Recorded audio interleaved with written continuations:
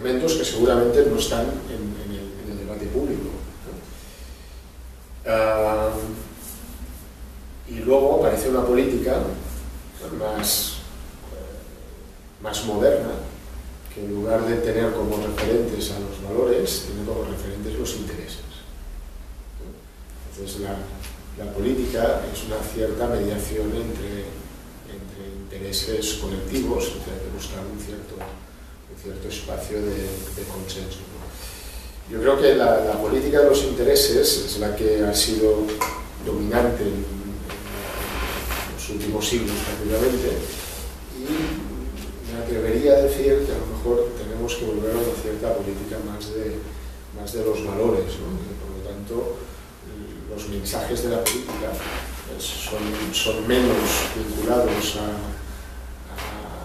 los intereses de determinada gente y más a la promoción de determinados valores.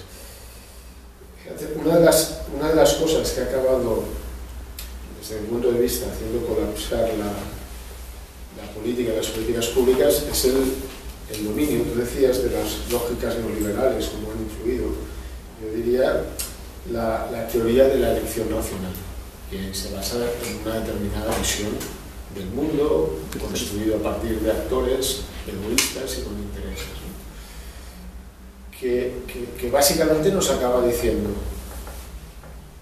todas las personas somos egoístas racionales, que valoramos cuáles son nuestros intereses y miramos de maximizarlos.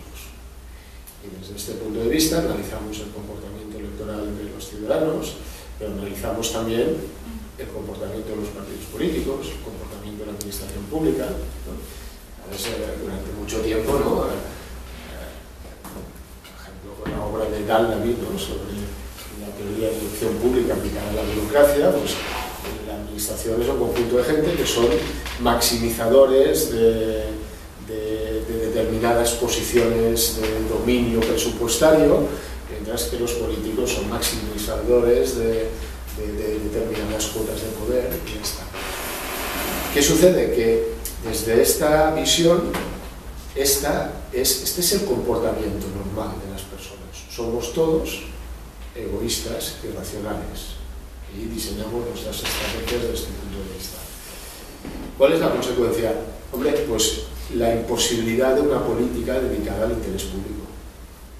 Porque claro, si los actores políticos y administrativos son por definición maximizadores de sus propios intereses, entonces siempre, cuando evaluemos lo que está haciendo un ministro o lo que está haciendo cualquiera, lo hace en beneficio propio, por definición, ¿no? Si además nosotros en nuestros comportamientos particulares nos aplicamos esta medida y somos todos egoístas, maximizadores de nuestros beneficios privados, solo de pensar que puede haber alguien que no haga lo mismo es un poco ofensivo, ¿no? Entonces nos vemos en el espejo, ¿no? Por lo tanto, la política y la administración, metida en esta lógica de los intereses en lugar de los valores y de entender que somos maximizadores, acaba destruyendo la posibilidad de defender valores colectivos, ¿no? Defender el interés público, y otra vez se convierte en una especie de fracaso anunciado. Le pedimos los ciudadanos a la política que defienda el interés y los valores colectivos, pero luego operamos con la hipótesis que se ha convertido en dominante de que todo el mundo funciona a través de intereses particulares, ¿no? Entonces, claro, se acaba generando una imposibilidad esencial de que la administración satisfaga las expectativas que habíamos puesto en ella. Por lo tanto, yo creo que hay que recuperar una política y una administración donde jueguen los valores. Por lo tanto, el solucionador mítico, quizá no sé si lo puedo conectar con lo que tú decías, no tiene un papel muy claro, ¿eh? Porque en realidad, bueno, yo no sé muy bien cómo colocar la independencia de Cataluña aquí, ¿no? Pero que la has citado varias veces, ¿no? Pero en realidad es bastante absurdo pensar que la independencia es la solución de no sé qué, ¿no? Si hay que perseguir la independencia será porque alguien siente que quiere ser independiente, no porque calcule. Hay 1 millón de personas en la calle, ¿no? ¿Cuántos salieron allí a Sí, decir que lo querían? O sea, sí, pero 1 millón de personas. Pero incluso en este caso, si la razón de la independencia es que vamos con una máquina con una calculadora y decimos, me llevo 3, sumo 4, resulta que me sale a cuenta. Es decir, si basamos las decisiones políticas en cálculos, yo creo que esto no tiene ningún sentido, porque además nadie lo sabe cómo va a resultar. Es decir, como no es cierto que tengamos estas capacidades de control de las situaciones, el reconocimiento, pues la independencia o cualquier otra cosa genera una incertidumbre muy, muy elevada.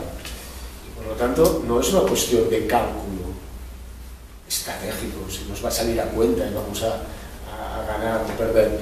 En todo caso, si el proceso hacia la independencia se tiene que desarrollar es en base a que haya unos valores, que haya una sociedad que se sienta que tiene que tener una identidad o que quiera, bueno, que no se sienta cómoda en una determinada situación, ¿no?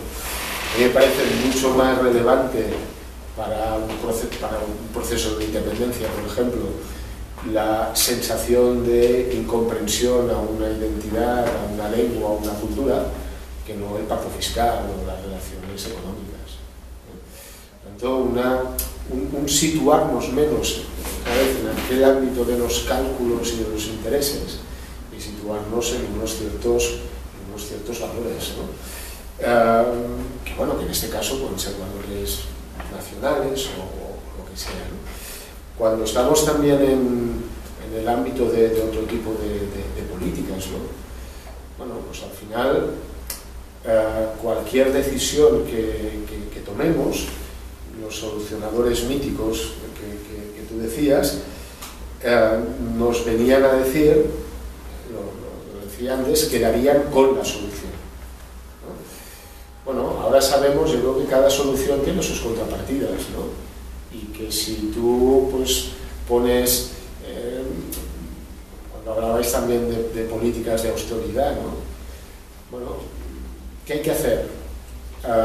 Recortar, ¿no? Es una política de austeridad basada en la idea de que obviamente, por ejemplo en el caso español, hemos gastado más de la cuenta y por lo tanto que esto no hay que recortar. Esto parece obvio, ¿no? Pero luego al mismo tiempo sabemos, o nos parece saber, ¿no?, que si recortamos no estimulamos el crecimiento y acabamos haciendo el agujero más grande, ¿no? Claro, en el debate público tendemos a presentarlo todo como recorte o no recorte. Un poco esta lógica, que además también tiene mucho que ver con el tipo de política de intereses que hemos ido haciendo, como si fuera blanco y negro. O recortamos o no recortamos.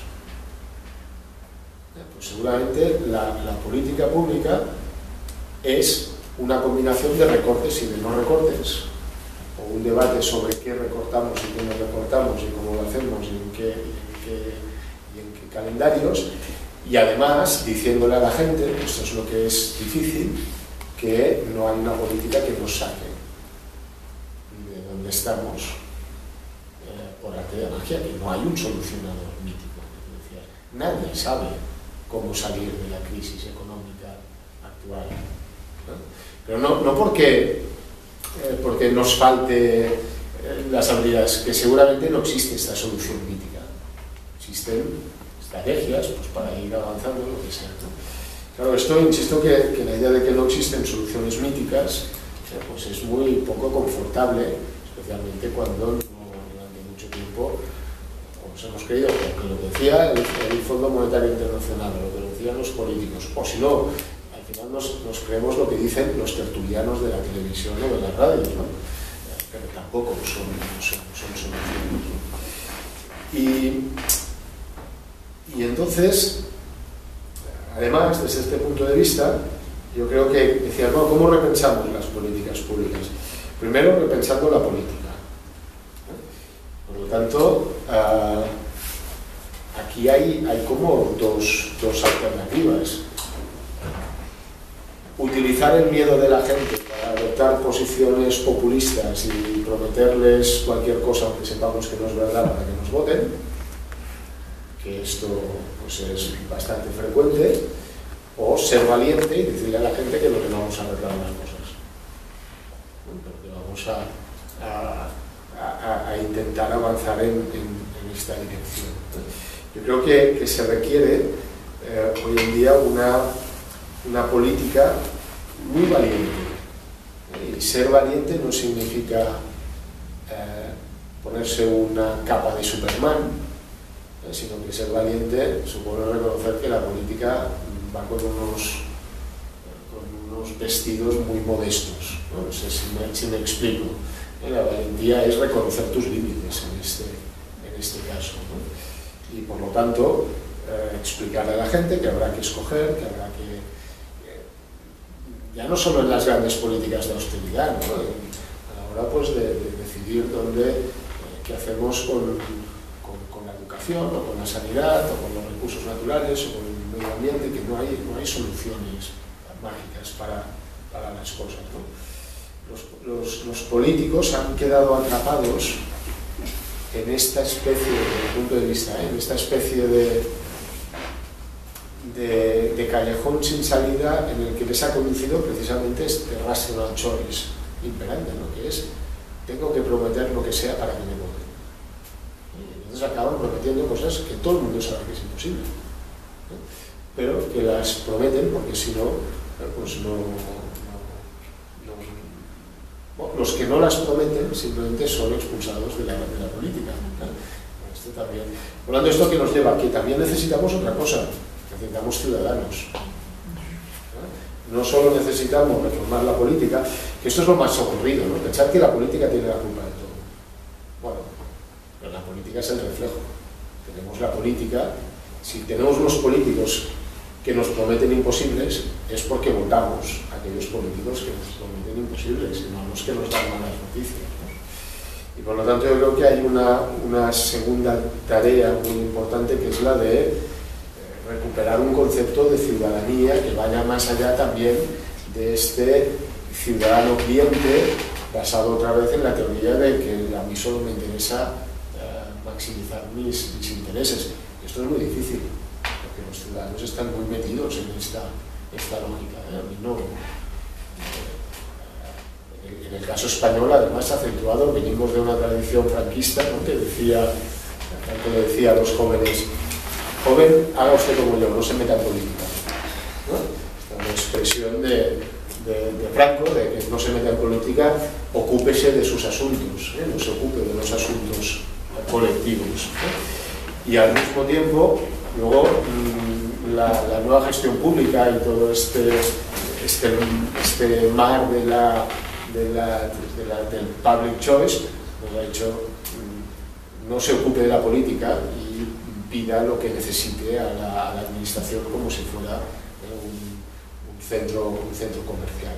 Esto nos ha convertido literalmente, y utilizo la palabra en el sentido etimológico, en una sociedad de idiotas, ¿no? Idiota es, según los griegos, el que no es capaz de interesarse por las cosas públicas. Idiota es el que todo lo que no salga de su entorno más inmediato no lo entiende ni le interesa. Una sociedad de idiotas es en parte la sociedad que tenemos. Tendremos muchas carreras, tendremos mucho dinero y tendremos muchas cosas, pero no somos capaces, muchas veces, como regla general, de entender que formamos parte de una comunidad y que nuestros proyectos individuales dependen de los proyectos colectivos, ¿no? Y le decimos a la política que nos deje en paz y desacreditamos a la política y desacreditamos todo lo que tiene que ver con lo público, ¿no? Bueno, si no dejamos de ser idiotas, tampoco funcionaremos, ¿no? Me gustaría pedirte que bueno, así como vas con el argumento, que es ayúdanos a a trazar como tres rutas, como con la siguiente idea. Si entonces debemos situarnos en el argumento de los límites, como para empezar a decir, cambiamos la caja de herramientas conceptuales y cognitivas y nos metemos y vemos que lo que hay que hacer es reconocer que hay límites. Ahí, ¿no? Entonces, esta razón que trae. Entonces, desde ahí, ¿cómo recuperar los valores? Y quiero referirme con esto a qué tipo de valores, ¿de qué tipo de valores estás hablando? ¿Qué hay que recuperar? ¿Bajo qué tipo de sentido contextual ahora serían esos valores que recuperamos? Con su sentido original, en el momento en que fueron puestos y vistos, o a la luz de hoy, ¿cómo nombrarlos? Si se seguirán esos valores nombrando de forma igual, o si tienen que nombrar de una forma distinta. Y si entonces, para esto necesitamos también a una figura importante que es el ciudadano, y ese ciudadano no cliente, no racional, sino relacionado con estos valores que también estamos tratando de rescatar, de renombrar, de recontextualizar. Entonces también hay una tarea como de decirle que deje de consumir. O sea, necesitamos tener un ciudadano que no consuma este capitalismo, para que sea un ciudadano ligado a esos valores. Entonces, si eso es cierto, en el marco de los límites, tres vías para hacerlo, para llegar a ese lugar. Es que 3 vías no sé, si lo supiera estaría intentándolo hacer, ¿no? A ver, yo te decía, una vía es recuperar una política en este sentido, ¿no? Es decir, por ejemplo, a mí me preocupa mucho, lo que pasa es que no sé exactamente cómo se hace, acreditar la política. Es decir, la política hoy es la cosa más desacreditada del mundo. Y yo creo que deberíamos ser activistas de recuperar el crédito de la política. Es cierto que en el ámbito de la política hay muchas cosas que son indefendibles, que ha habido muchos casos de corrupción o lo que sea, pero más ha habido en el ámbito privado, o igual, no sé. Es decir, ¿qué propondría? Pues yo lo hago. Pues que cada vez que estoy en una cena con amigos o con la familia y que lo más fácil del mundo es decir que los políticos son una porquería que no sirven de nada, pues reivindicar que no, es que sin política no vamos a ningún sitio. Por lo tanto, ser activista del crédito a la política. Obviamente, acompañándolo de un rigor a la hora de decir, bueno, pues me estoy refiriendo a la política en mayúsculas. Sentirse orgulloso de dedicarse a la política y decirle a la gente que es la actividad más digna que se puede realizar, que hemos renunciado, que nos da vergüenza, que cuando uno se dedica a la política es como una cosa un poco como si fuera un apestado, de manera que además acabamos reproduciendo aquello que le asignamos, es decir, de tanto decir que todos los políticos son unos ladrones, ¿quién se dedica a la política? Los ladrones. Pues una profecía que se acaba autocumpliendo. Por lo tanto, dignificar la política. No sé, esto no hay ninguna forma mágica, más que el activismo. Yo, por ejemplo, estoy muy en contra de que los movimientos que por otra parte me parecen muy atractivos, sociales, en las plazas, no sé qué, cuando entras en las webs de Democracia Radical Ya o del 15 o lo que sea, lo primero que encuentras no es una propuesta de no sé qué, sino que es una diatriba en contra de los sueldos de los políticos, que es la posición más demagógica que uno puede adoptar, porque los políticos son de los profesionales que menos cobran de este país. Hay unos que roban y son muy ricos, bueno, también hay mecánicos que roban y se han hecho muy ricos, no lo sé. O me parece que hay que combatir, pero esto, insisto, ya no sé cómo se hace, el poner por delante el lema no nos representa. Entonces, ¿quién te representa? O no nos representa nadie y lo dejamos todo a las asambleas, a reunirnos en la calle y pasarnos el día allí con las manos levantadas y aplaudiendo así. Bueno, a ver, si esto viene acompañado de un discurso de politizar la sociedad, me parece muy bien, pero ha venido muy acompañado de un discurso antipolítica. Es decir, no queremos saber nada de la política. Esto es populismo. De esa política, ¿no? Sí, porque además de esa manera de ser política. ¿De qué manera? Por ejemplo, la política significa ejercicio de autoridad. no, la manifestación a través de una opinión, incluso el quedarse en casa, ya es una postura política, si es que están participando de ella. Y cuando hablan de que no nos representan, están teniendo en consideración que la mayoría de las instituciones supranacionales a las que ellos no votaron están tomando decisiones que les afectan en su ámbito directo. ¿Qué quiere decir que no votaron a las instituciones? ¿Quién votó por el Parlamento Europeo, por ejemplo? Nos están refiriendo, es decir, cuando se llenan las plazas con unos cuantos miles de personas, al cabo de 2 días hay elecciones en España.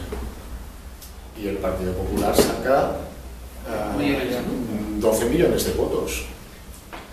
Entonces, ¿qué quiere decir que no nos representa el Partido Popular? A mí no me gusta el Partido Popular, especialmente, pero lo siento, pero a mí me representa más el Partido Popular que los jóvenes en las plazas, aunque pueda sentirme más próximo a sus proclamas. Es decir, tenemos que ser un poco rigurosos también, y entender que la política y la democracia también tienen sus reglas. Y que sin reglas tampoco podemos operar. Lo que pasa es que yo creo que no se puede contraponer democracia, representación y participación. Son dos cosas absolutamente distintas. Y a mí, yo comparto contigo lo que venías diciendo, y a mí lo que me preocupa es que el discurso actual es un discurso antipartidos y antirrepresentación, y no podemos prescindir de la representación independientemente de que mejoremos los canales de participación. Entonces, en ese sentido, yo creo que uno de los aspectos principales actualmente es recuperar ese vínculo, ¿no? El vínculo ciudadanía, élite política, y en ese sentido me quedé pensando un poco en lo que tú decías de volver a la política de los valores, que creo que va por ahí, ¿no? Porque es en donde descansaría esa política de valores. Ahora, para impulsar ese proceso, ahí es donde yo siempre me quedo, o sea, ¿cómo lo lideras? Porque si tú tienes una élite que no está funcionando y por otro lado tienes una ciudadanía que tampoco está funcionando, es un círculo vicioso, o sea, no se están exigiendo lo que tienen que exigirse, y en ese proceso la gente termina exigiéndole a la representación cosas que nunca dio y que no le corresponden dar. Sí, sí. No, por eso decía que la respuesta en formato de 3 recomendaciones es muy difícil, porque seguramente es un proceso, como tú decías, en el cual tenemos que cambiar los ciudadanos, tenemos que cambiar la política, tenemos que cambiar la administración, ¿no? Pero yo sí creo que uno de los elementos es tampoco hacernos trampas nosotros mismos, ¿no? Y pensar que la respuesta a la crisis de la representación es la no representación, ¿no? Y otra vez volvemos a blanco y negro o los equilibrios, ¿no? ¿Qué decías de hacer mapas mentales, ¿no? O de tener algún guión en este ámbito? Si os fijáis en la relación entre democracia y agresión, la relación entre gobernantes y gobernados, ha habido, o sea, la democracia es algo muy débil. La democracia nos parece que es una cosa de toda la vida, pero solo ha habido, como se citaba antes, siglo V antes de Cristo, hubo democracia, que desapareció a finales del siglo, y no se vuelve a hablar de democracia en sentido positivo hasta el siglo XVIII, por lo tanto, en el siglo XVIII-XIX, el sufragio universal no es hasta el siglo XIX, vuelve a aparecer la democracia. Son, además, 2 modelos que nos sirven mucho en contraponerlos en este momento actual, ¿no? Porque ahora, o sea, a veces reivindicamos lo que podía ser el ideal de la Grecia clásica, porque esta era una democracia sin representación. Era una democracia sin intermediación. Ellos, por ejemplo, pensaban que escoger a un representante no tenía ningún sentido, porque lo justificaban de una forma razonable. Decían, el que hable mejor, el que tenga más recursos, es el que se hace escoger. Por lo tanto, en lugar de representación, el no nos representan y no queremos representantes, funciona muy bien. Entre el gobierno y la ciudadanía no hay nada. Los ciudadanos directamente gobiernan. Es una democracia sin intermediación. Bien, esto tuvo sus problemas. Empezamos como por la mañana, ¿no? Con los reguladores. Y claro, es que a partir del siglo XVIII, incluso yo formalizaría la materialización del nuevo modelo democrático en la Constitución de Filadelfia, de 1787, ¿no? Se crea una democracia que es la democracia liberal, que se caracteriza precisamente por el hecho de que entre el gobierno y los ciudadanos se construye una malla muy densa de intermediación. Es decir, el modelo americano, que como es el que conforma buena parte de nuestras democracias, es checks and balance, instituciones diversas, pesos y contrapesos, elecciones locales y regionales, el Senado y el no sé qué, la división de poderes. Crosland, ¿no? En el libro El nacimiento del Estado moderno, decía este modelo sirve para construir una malla de intermediación tan densa que por ella no pueda pasar ni una gota de soberanía popular. Bueno, es el otro extremo. Es decir, aquí no tenemos intermediación y esto fracasó. Y aquí tenemos un exceso de intermediación y esto está fracasando o ha fracasado, ¿no? ¿Por qué fracasó sin intermediación? Hombre, pues porque al final, cuando no hay intermediación, el más fuerte se acaba llevando el pato al agua también. Cuando no hay intermediación, es caldo de cultivo para los usos demagógicos de los espacios de decisión pública, ¿no? En la Grecia clásica se inventaron los demagogos, ¿no? Que eran aquellos sofistas, ¿no? Los demagogos era aquel que controlaba el escenario, el agua, en este caso, controlaba la retórica, controlaba los recursos para hacerse, para imponer sus posiciones, y luego no tenía ninguna obligación a la hora de ejecutar las decisiones que él había incitado a que se tomaran.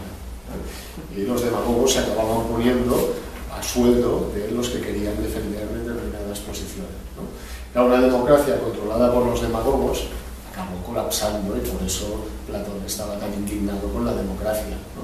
Porque era pura demagogia al final, ¿no? Bueno, actualmente tenemos el peligro de que se haga demagogia en las plazas, o que se haga demagogia